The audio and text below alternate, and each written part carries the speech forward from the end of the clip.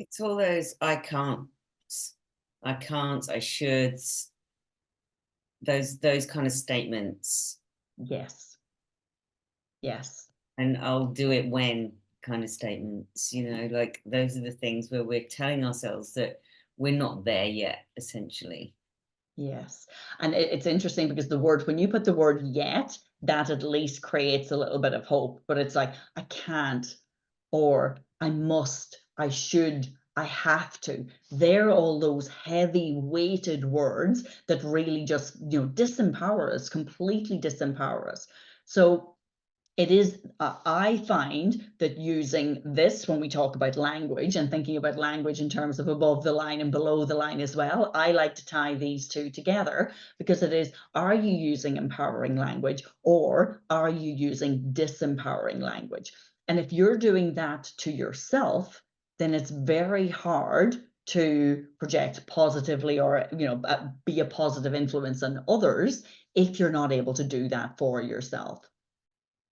Any other insights onto that negative self-talk and even how it might relate to some of the limiting beliefs that you went through today? All or nothing thinking. So this always happens to me, or it's never going to turn out right. So yeah, there's one incidence of something happening and then we go into that all or nothing type of thinking. Yes.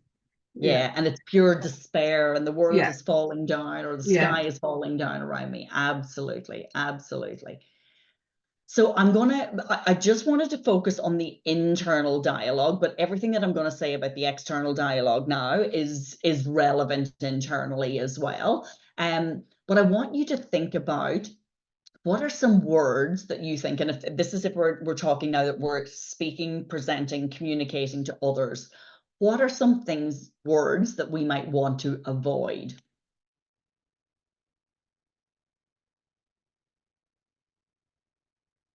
Should.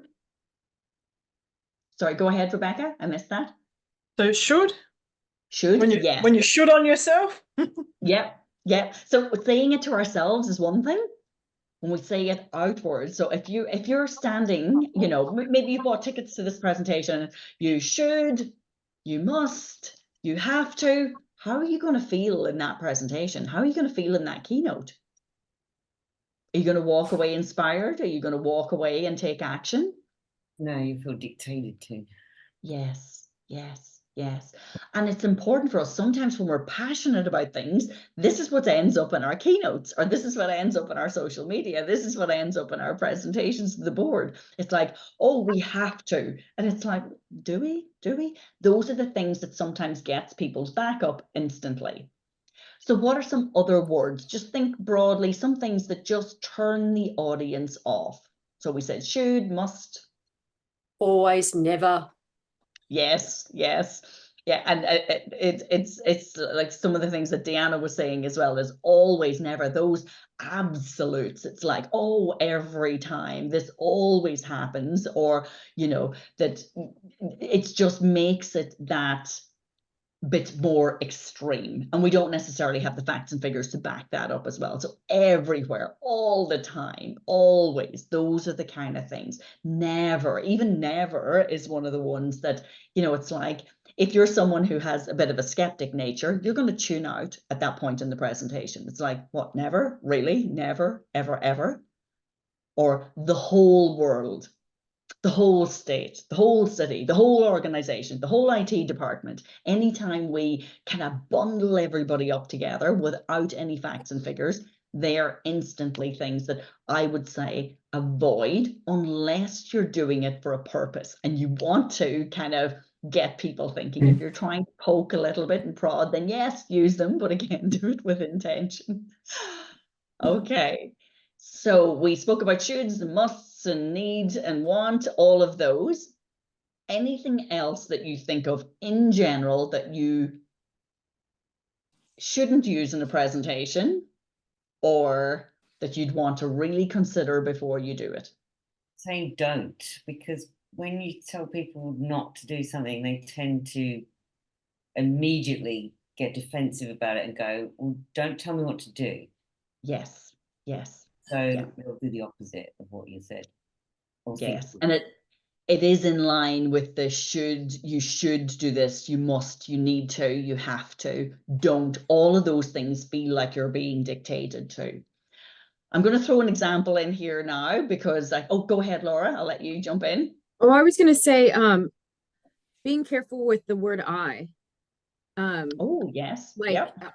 And it's hard because it's not as if you can never say the word I, but sometimes when you are overly saying, well, I did this and I did that, and it becomes a little bit more kind of egotistical sounding, that really turns me off, because sometimes you're very expert, you might have done all the empirical research or all the kind of stuff, but then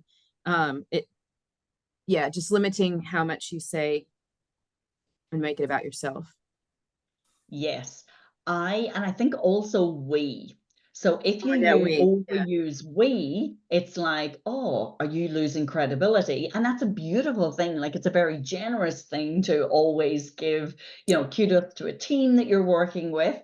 But when you constantly say we, and I'll use a cultural difference here. So for years working in corporate and IT and hiring, or consultants or even staff, one of the things that I noticed, and it's a cultural thing, that a lot of the people who were from India that I might be interviewing, they had this beautiful collective energy, would never want to be holding themselves above someone else. And it always came across, but I always felt that you could never find out what they did because they didn't want to elevate themselves above other people. So sometimes we have to show our credibility, to show what we did, then be able to use the I. But you're right, Laura, if it's all I, it's like, well, you and whose army? Like, I mean, who helped you with all of these things? Very few of us do things in isolation.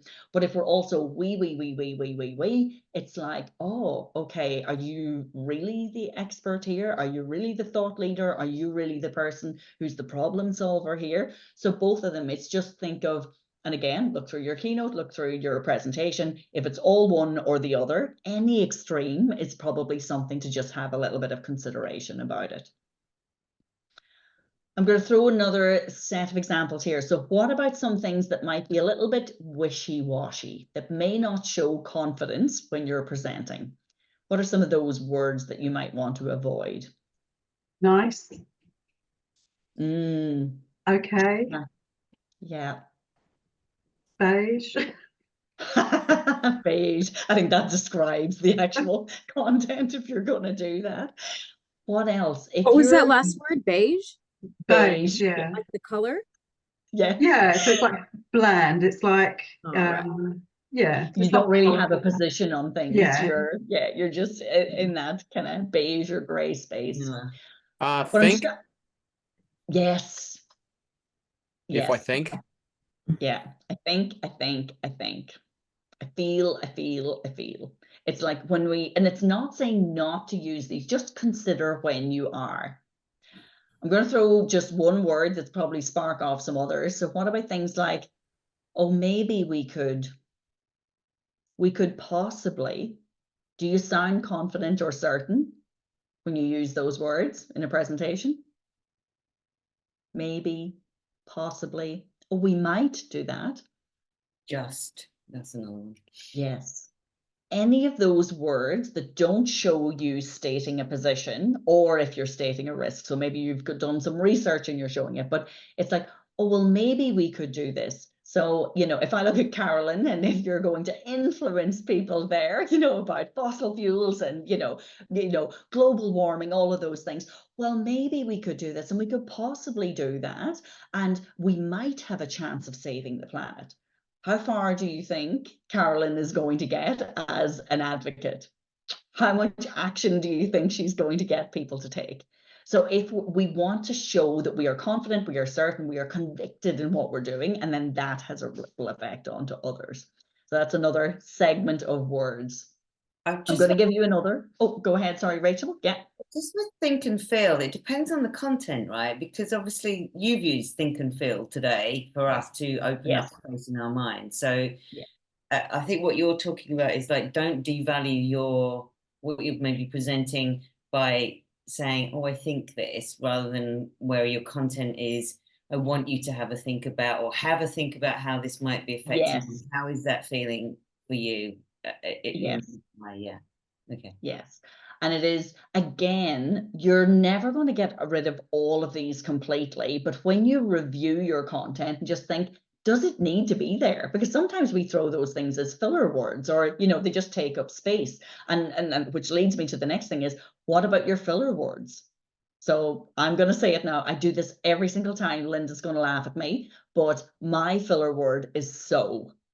And at this point in the presentation, you all now know it. And because I've said it, I'm going to say it 1,000,000 times before the end of today's session. So. I say it so many times.